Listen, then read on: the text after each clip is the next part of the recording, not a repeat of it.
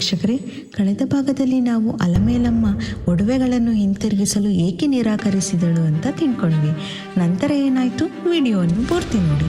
ರಾಜ ಒಡೆಯರ್ ತನ್ನ ಸೈನಿಕರನ್ನು ಮಾಲಂಗಿಗೆ ಕಳುಹಿಸಿ ಅಲಮೇಲಮ್ಮನ ಬಳಿ ಇದ್ದ ರಾಜಾಭರಣಗಳನ್ನು ತೆಗೆದುಕೊಂಡು ಬರಲು ಸೂಚಿಸುತ್ತಾರೆ.